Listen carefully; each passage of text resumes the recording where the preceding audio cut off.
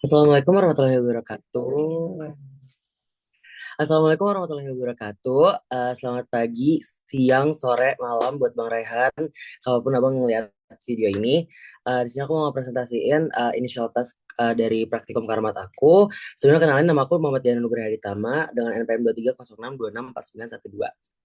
Oke, buat yang pertama itu ada AAS atau Atomic Absorption Spectroscopy. Nah, ini adalah teknik analisis yang digunakan untuk menentukan konsentrasi unsur logam dalam sampel dengan mengukur serapan cahaya.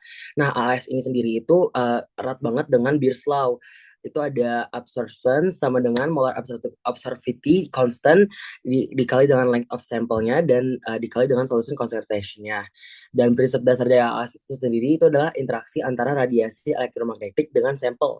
Nah, spektrofotometri ini serapan atau merupakan metode yang populer banget untuk penentuan unsur logam menurut Kapkar pada saat tahun 1990. Nah, untuk teknik ini sendiri itu punya komponen kunci yaitu sistem yang dipakai untuk menghasilkan uap atom dalam sampel. Nah, untuk cara kerja AAS ini sendiri itu yang pertama ada proses dari radiation source sendiri, lalu dilanjut dengan dari sumber radiasinya itu difokusin ke lensa pertama, lalu sampelnya itu dimasukin ke atomizer, lalu cahayanya itu difokuskan melewati awan atom buat menghasilkan atomizer. Lalu setelah itu cahayanya melewati panjang gelombang biar ngepesahin panjang gelombang yang spesifik biar bisa dianalisis. Terus cahaya yang tadi udah kita seleksi itu bakal diterima sama detektor yang mengubah intensitas cahayanya itu jadi sinyal listrik. Nah, sinyalnya ini nanti diproses untuk menghasilkan data yang dapat diinterpretasikan.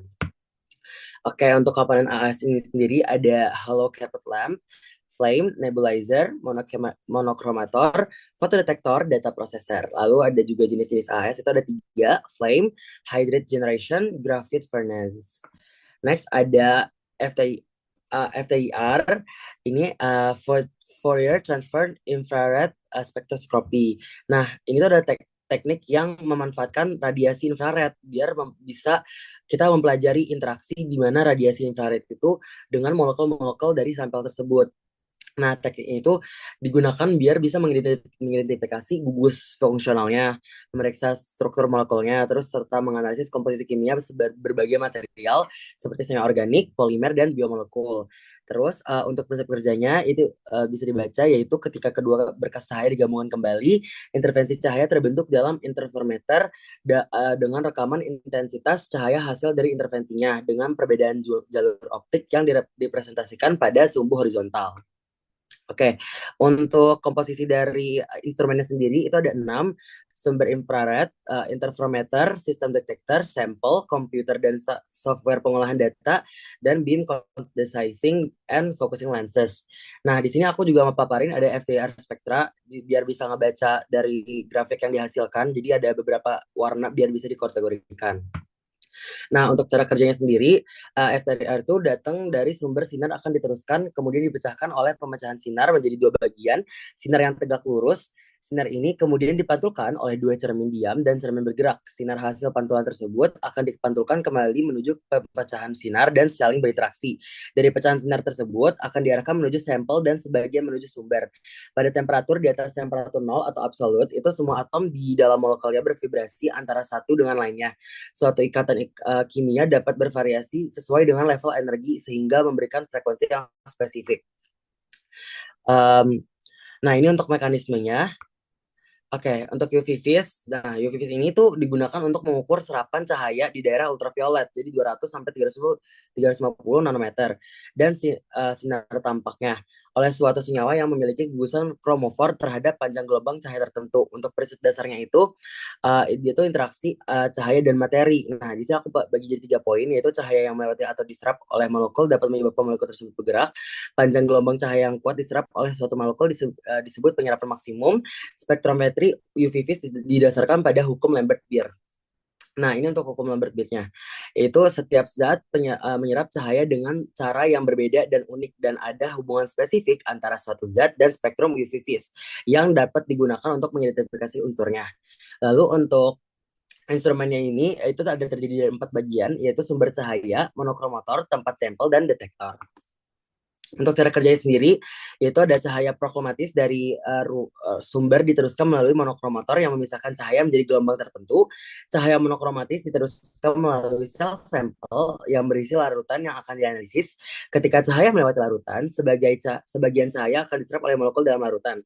Setelah melewati sel sampel, cahaya yang tidak diserap ditulis oleh detektor seperti fotodioda atau tabung fotomultiplier. Detektor mengukur intensitas cahaya. Nah, lanjut dengan STE atau Simulated Thermal Analysis. Nah, teknik ini itu ada dua atau lebih metode pengukuran thermalnya. Itu yang pertama ada 3A atau Thermogrammetric Analysis, terus juga ada DSC, Differential Scanning Calorimetry. Nah, digunakan secara bersamaan pada sampel yang sama dalam satu instrumen dengan STA perubahan massa atau weight loss. Nah, dan perubahan aliran panas itu biasa kita pakai ya yang TGA. Nah, di sini ada sedikit penjelasan tiap TGA dan DSC-nya. Untuk TGA itu biasanya digunakan buat mengukur perubahan massa sampel seiring dengan perubahan suhu atau waktu.